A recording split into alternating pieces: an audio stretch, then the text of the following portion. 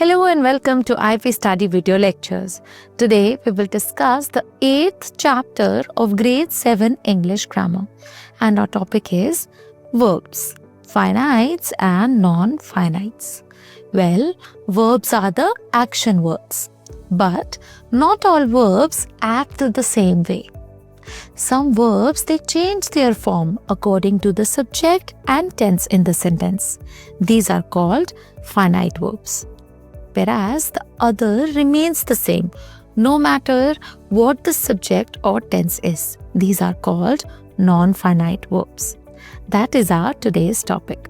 Before the end of this lesson, you will be able to identify finite and non-finite verbs and their role in sentences, distinguish between finite and non-finite verbs, classify non-finite verbs into infinitives, participles and gerunds. Determine the use of different kinds of non-finite verbs.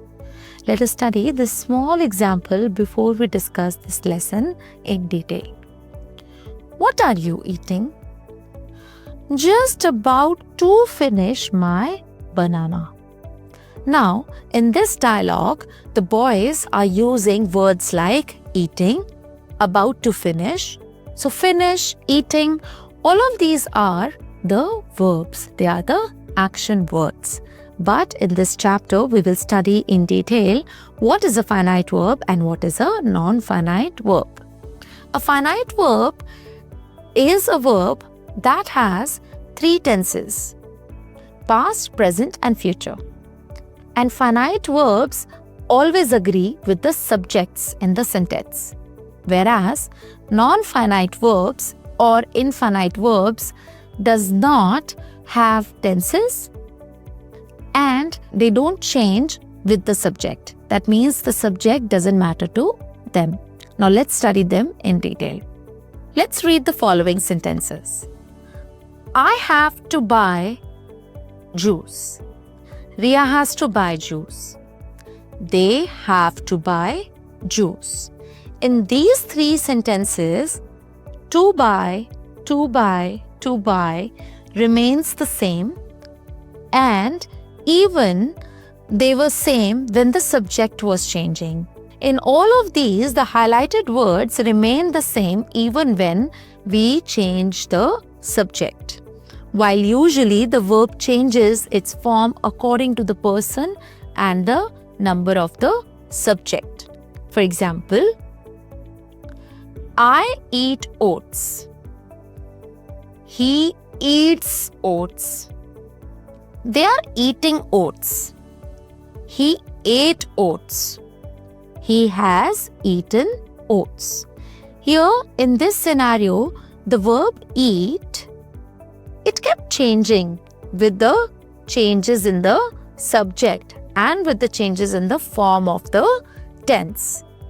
Whereas sentences like I am eating, Ananya is eating, they are eating. In this scenario, even when the subjects were changing, the verb didn't change. But in the finite verb scenario, the subject were changing and the verbs were changing simultaneously. So the highlighted verbs in these scenario were the finite verbs. They can be made the predicates of sentences by themselves. So a finite verb is necessary to form a sentence, and they change with the number and the person. So finite verbs can sound a bit tricky, but if you look closely, they're all the action words, but they are changing their tenses. So they are the action words which change their tenses and they have a relationship with their subject. Therefore, they change with the subjects. Let's look at some more examples. He is eating. They are eating. I am eating. In the sentences above, is, am, are finite verbs, and the modal auxiliaries shall, can, may do not change with the number and the person of the subject. Both are finite verbs. Now let's look at non-finite verbs. He likes to read. Barking dogs seldom bite. He wants to sing a song. Exercise makes one healthy. All of these words are non-finite verbs. They cannot on their own be the predicates of sentences.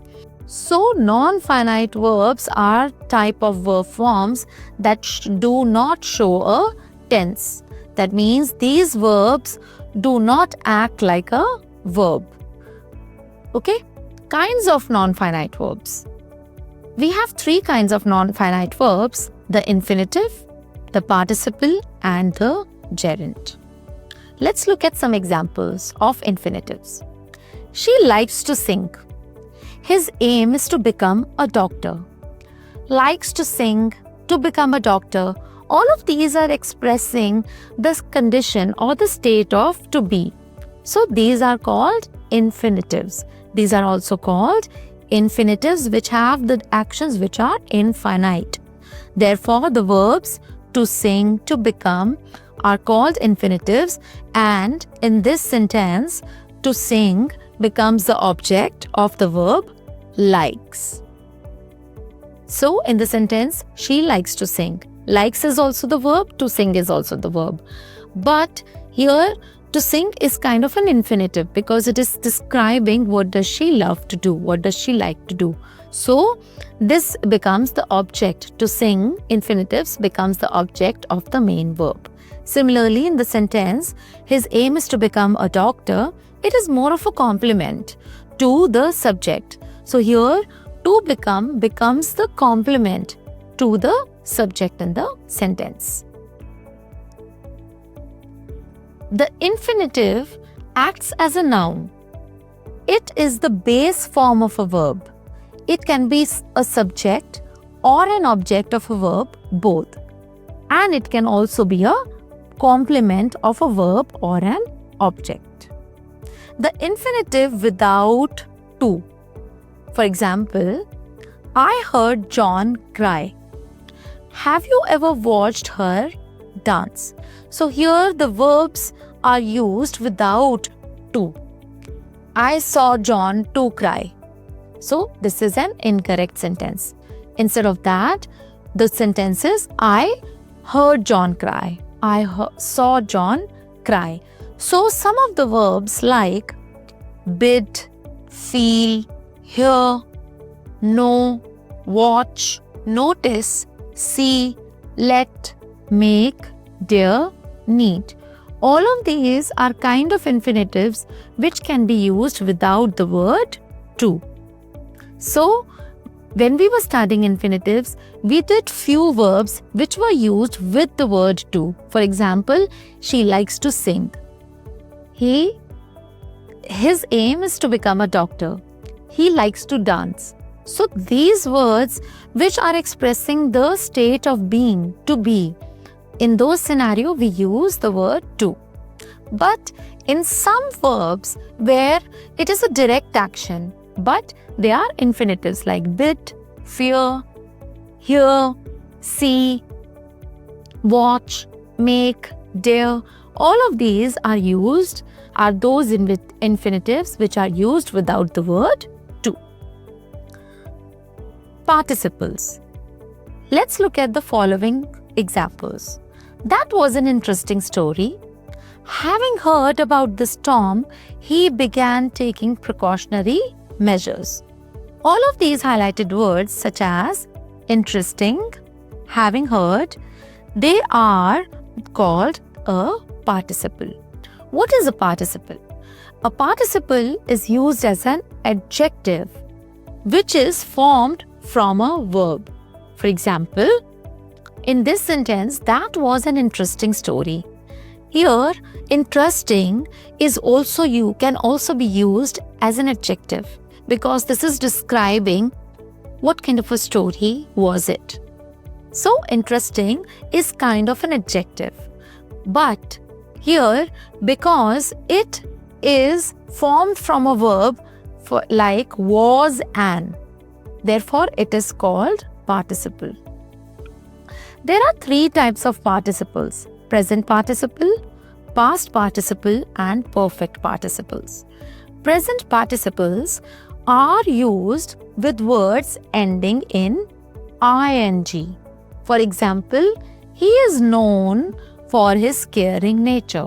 In this sentence, known is also the verb, care is also the verb, but caring describes the nature of that person. Hence, it becomes the adjective and also the participle formed from the main verb. This is called the present participle because it ends with ing. Past participle. The words ending with ed or en are called past participles. For example, his injured friend has been hospitalized twice. So the words ending with ed or en, they are called past participles. Perfect participles. These participles are formed by using having plus past participle form of the verb. For example, having trusted him completely, she took a decision. Here in this sentence, having trusted, this is forming kind of two verbs. So these are called perfect participles, where we have the verb having plus the past participle form of the verb. So trust becomes trusted and having is already there. This becomes the perfect participles. So there are three kinds of participles: present participle, past participle, and perfect participle. Present participle is the form where the verbs ends with ing. That means the action is described with the ongoing verb and it ends with ing. Past participles, here the verbs ends with ed or en. Perfect participles, you will always have having in the sentence plus the past participle of the main form of the verb. Our next topic is gerunds. Let's look at some more examples. Swimming makes a man fit. I love dancing. Now these words, swimming and dancing, they are the verbs which ends with ing. Do you remember what are they called? Very good. Present participle. Now present participles, when they are used as nouns in the sentence or as object in the sentence, they are called gerunds. Like swimming. In this sentence, swimming makes a man fit. We are telling about swimming. So here in this sentence, swimming becomes the subject. Therefore, it's called gerund. I love dancing. Here the verb dancing becomes the object of the verb love. What do I love? I love dancing. Right? So when the present participles acts as nouns, or they become the subject in the sentence, or they become the object of the verb, they are called gerunds. So that was all about verbs, finite verbs and non-finite verbs. In this lesson, we recapped what is a verb, and then we studied what is a finite verb and what is a non-finite verb. How do you distinguish between them? A finite verb is a verb which is necessary to complete a sentence. Yes, that is a golden rule of verbs.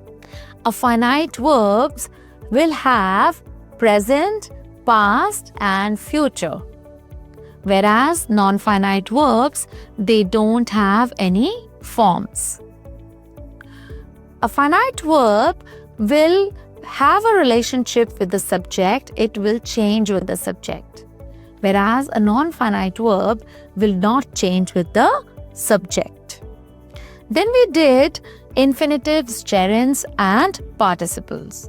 Infinitives are those verbs which expresses the to be, the state of to be in the sentence. Participles are of three kinds: present, past, and perfect participles. Gerunds are those which verbs act as a noun in the sentence. All of these are like a complete package to the verbs. This is just an introduction to the verbs and what kind of verbs we have in our English grammar. This is like a Pandora box to all the verbs, and we have opened it. We're going to revise this in our next lessons and study more of the verbs in detail and each of the tenses in detail. So stay tuned for our next video lecture. That was all about today. Thank you so much.